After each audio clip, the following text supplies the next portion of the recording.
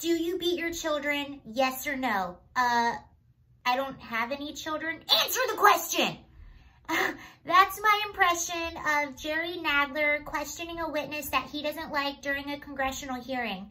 If you've been paying attention to the news at all today, you've been seeing Jerry Nadler's name pop up, as well as Attorney General Bill Barr. Now, rewind a few days ago, and Jerry Nadler actually popped up over the weekend, at maybe even Friday or Thursday, from a random source.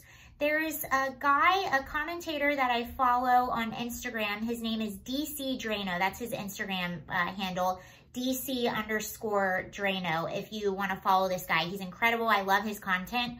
And he just happened to be in Washington, D.C., walking around with, I don't know if it was his colleague, people he works on his Instagram page with or whatever, but he was walking around D.C. and bumped into Jerry Nadler. So they took advantage of the situation and asked Jerry Nadler what he thought about all the violence going on in some of these cities across America, and asked if he would condemn Antifa. And Jerry Nadler on camera said that all of that is a myth. None of it's true. None of those videos that you've seen are true. Your mind is playing tricks on you. Someone did some fancy editing. This is Russia or Trump or something is going on, but this violence is a myth. None of it is true. He said that on camera. When they questioned him further, he quickly was whisked away in his car and off he went. If you want to see the footage, it's on DC Drano's Instagram account. I highly recommend you follow him. Watch the footage for yourself. So today, there was a congressional hearing in which Attorney General Bill Barr was there, and they're questioning him about Trump's response to sending federal agents into these cities. And I watched a lot of it on C-SPAN, and I will tell you, it is very, very frustrating to watch. A lot of the Democratic Congress people, while they were questioning him, they didn't let him actually answer. If he gave an answer that they didn't like, or if he was trying to give an insightful, in-depth answer, they would quickly cut him off and say, "Why aren't you answering the question?" Basically, they were just trying to push a narrative, and if he said anything that didn't completely go in line with what they have already decided as what's going to go down in this hearing, then they cut him off. Jerry Nadler was the absolute worst, asking him question after question after question, not letting him answer any questions. I encourage you to watch it. It's on C-SPAN. There's also if you just want to see some things clipped out, go on Blaze TV on YouTube. They also have a few things that are clipped.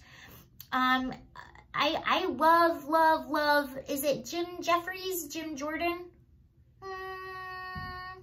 Is it Jim Jordan?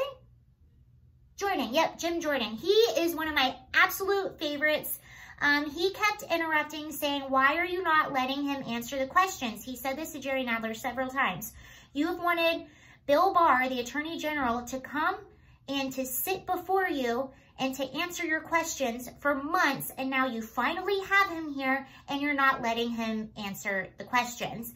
And basically, Jerry Nadler and all the Democrats are completely denying any violent activity by Antifa or the violent rioters, and instead they are condemning federal agents. Now, they brought up what's going on in Portland, and just so we're all on the same page of what's going on in Portland, I want to debunk a few things. You guys probably already know because you're watching someone like me, so you probably know what's going on just like I do. But just in case you don't know, this is what's been happening. There have been violent riots, and the federal courthouse in Portland has been under attack for, what, like 55 nights straight at this point. They have attempted burning down the courthouse. They have defaced it. They're throwing fireworks and little tiny explosives at the courthouse. They're trying to kick in the walls. They are trying to destroy and take over the federal courthouse. So the Trump administration sent in federal officers not to go out into the streets, but to stay in the federal courthouse and to guard the courthouse. They are there purely on defense. They're not going out and actively going after anyone. They are staying in the courthouse. The only time you see them come out of the courthouse is when people approach them. And this happens every single night. During the day, they're pretty peaceful protest. And then when nightfall comes, they go in and they start attacking the courthouse, and they don't stop until about 3 or 4 in the morning. Now, this has been happening night after night after night. That's why they sent these federal officers in. And there have been a few videos of, you'll see the federal officers. This is who they were calling stormtroopers, by the way, the unnamed officers, which, by the way, they all say police, and then they all have badge numbers right here. And just a few weeks ago, we found out that some of the officers have, in fact, been doxxed. So a lot of people are criticizing the fact that they don't have names. They don't need names. They just need a badge number. Why do you need their name? You don't need their name. They have families. They're citizens. You have their badge number. You call whatever their office is. You give their badge number. They're able to identify the people. You don't need to know their names. No one does. I actually used to work for the government, and I never told any of my clients my last name. They did not need to know that. I am a human being, and I deserve to be able to have a family and friends and privacy just like everyone else. And I gave up a lot to work for the government and to work for the population that I worked for, and so do these officers. So I'm not upset that their actual names are not on their uniforms. But you are able to identify them. Now, what you would see is you would see some of these officers going in, and you'll see them arresting people and putting into what they called unmarked cars, which is a normal tactic that a lot of law enforcement agents use. And these are people that have been identified as committing crimes. They're not innocent people. And the reason they go in like that is because they can't just go into a crowd of 500 people. That's incredibly dangerous for the officers and everyone else involved. So they wait till these people are a little bit isolated and they go and arrest them. And I'm okay with that because these people are criminals. They've already committed a crime. If you don't want to interact with federal agents, don't commit a crime. If these peaceful protesters don't want to interact with federal agents, then stop attacking the courthouse. That's all you have to do. So that's basically how the whole congressional hearing went. People were questioning him and then cutting him off. Thankfully, Jim Jordan was there to try to defend him a little bit, and he was able to say a few things. So I want to give you a few quotes from Bill Barr, the Attorney General. But they were basically just trying to say, oh, all you're doing is trying to help Trump win the election. This is all politics. It has nothing to do with violence or anything like that. They're completely denying all the violence and saying that this is all purely to help Trump win.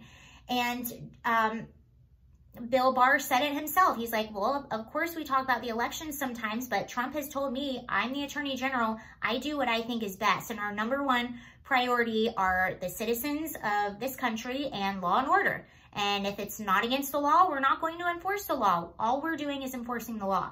So I'm going to give you a few little quotes and then we'll stop talking. Okay, later in the hearing, this article is from Fox News if you want to read it. They're just talking about the whole hearing, basically said what I am saying. Later in the hearing, Barr finally got an opportunity to explain federal activities in Portland. Federal courts are under attack. Since when is it okay to burn down a federal court, Barr said. If someone went down the street to the Pettyman Court here in D.C., that beautiful courthouse we have right at the bottom of the hill, and started breaking windows and firing industrial-grade fireworks to start a fire, throw kerosene balloons in and start fires in the court, is that okay? Is that okay now? No, the U.S. Marshals have a duty to stop that and defend the courthouse, and that's what we're doing in Portland. We are at the courthouse defending the courthouse. And yes, that is what we're doing. He said, we are not looking for trouble. They're there on the defense. So he said something else. What makes me concerned, says Bill Barr, what makes me concerned for the country is that for the first time in my memory that the leaders of our two great political parties, the Democratic Party, are not coming out and condemning mob violence and the attack on federal courts. Why can't we just say, you know, violence against federal courts has to stop? Could we hear something like that?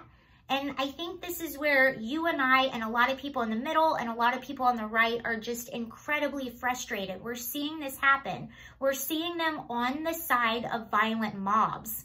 And I never in my life thought that I would see this. And someone said something really interesting too. And if you're like me, I'm very big on justice and law and order. And I'll be honest, I was very, I didn't say it out loud a lot, but inside I was very critical of President Trump and the Trump administration. And I was very disappointed in them for not coming in sooner and putting this stuff to a stop. But now, as I'm reading more and more about it, and after watching this hearing, I can completely understand why they didn't do that. Because if they would have, then it would have proved someone like Jerry Nadler right. He would have said, why did you go in? They were peaceful. You didn't need to go in and just do this and that. But what these federal officers are doing is they're going in and just defending the federal property. They're letting the states handle what the states need to handle on their own.